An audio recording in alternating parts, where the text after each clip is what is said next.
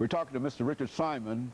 The profile is on his experiences being incarcerated in the penal system and on death row 16 years out of the 25 years and 4 months that he spent in the prison system. Of course, Richard, we were talking about some of your experiences and etc. Let's pick up at that point and continue. Okay, way back when, in 1980, it was long before the gang situation got established, so you was free, you had to stand on your own back then, what I'm trying to say.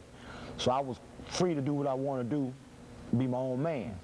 And I basically was trying to find some strength and courage to come to grips with what was facing me, which was the lecture chair. And so I spent a lot of time myself studying, reading, trying to come to grips. Like I say, as we say, looking into the mirror. You know, I can lie to you about who I am, but I can't lie to myself about who I am. So I was trying to get some understanding about how did I get here, and how can I be a man and walk down that walk? You know, we all hear about that last walk, so I'm thinking about stuff like that. And so, through the grace and mercy of the Creator, I was able to just get my eyes open about some spirituality, not in traditional sense about Christianity or Islamic faith or anything like that. It's the fact that a higher power. That's how my initial induction came into trying to serve the Creator, a higher power. I talked a lot of nights talking to him about why me, why me, how can I change that night, which I couldn't. And so slowly but surely I began to grow up, like you say, immaturity, because I didn't get my chance to mature before because I was out doing other things. And I started making better choices for myself, you know, and back then a lot of people would come in like volunteers and they would say things, oh man, you too young, man, we're gonna get you off death row. That's what I want to hear. So anytime people would say something good, they're gonna help you, that's what you flock with. I wasn't flocking to the people that say, oh man, we're gonna keep you here and keep you in trouble. I was flocking to the people who said they can help me get some help. A lot of people took some time to really say, okay, Richard, you're a nice person, you made a bad choice, but you're still a nice person. You know, there's some redeeming qualities to you. And I latched on to that, and I tried to build on that because in my heart, I knew I was going to get executed. And I wanted to prove to my mom that, hey, it wasn't your fault. I did it to myself, but these are the lessons I learned from you. So I spent a lot of time writing and trying to put into practice what we say to people. And slowly but surely, you know, I was able to grow up, you know, months became years in prison. I had been in like 5 or 6 years, and I embraced the Islamic faith. You know, I found something that I couldn't say, okay, ask a bunch of questions, something I could practice, where you do good, you get rewarded, you do bad, you get punished. I understood that. And so during the Islamic faith, I was able to do some things to grow up more. And people say, how did you do 25 years and 4 months in prison? I done it day by day. I didn't do it all at one time. As for how I did it, if you asked me 25 years ago, how was I going to do this time? I said, man, I can't do it. I can't do it, you know. But a journey, as we often hear, a journey of 1,000 miles starts with one step. And I try to make good steps to where, okay, I can say, okay, I'm making good choices to my friends, to my family.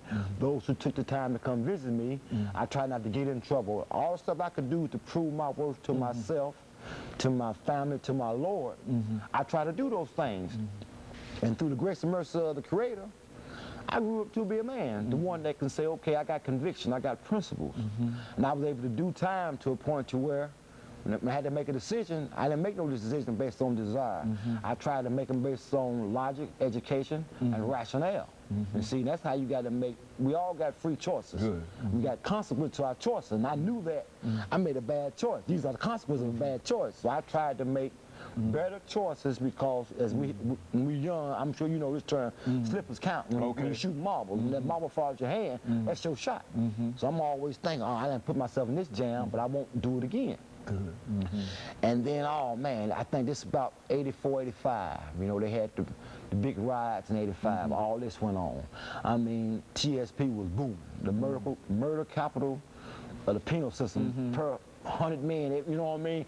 It was all that, you know what I mean? I'm thinking, oh, I ain't with this here. I don't want no part of this here. And they would tell me, so man, just keep your nose clean.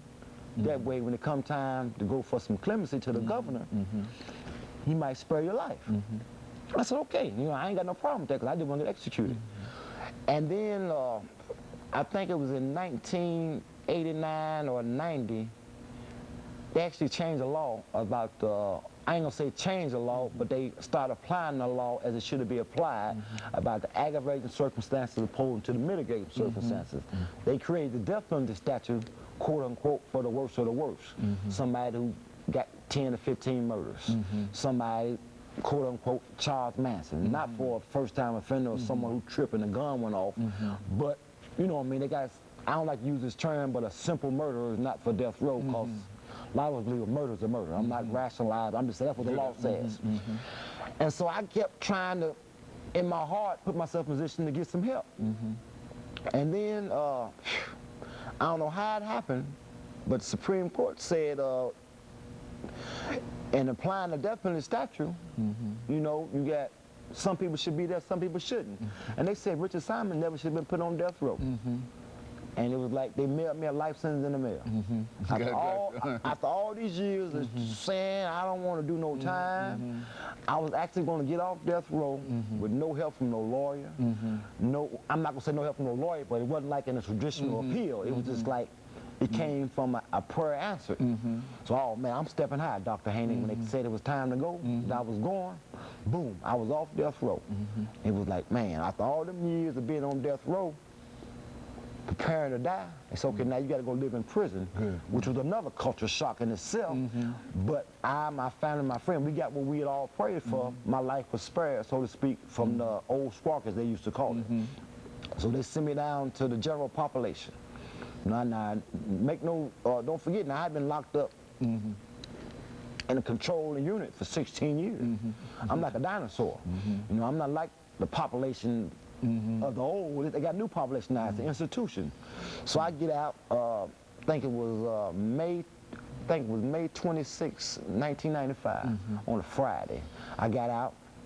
Went down to the Riverbend Unit 6. I was out.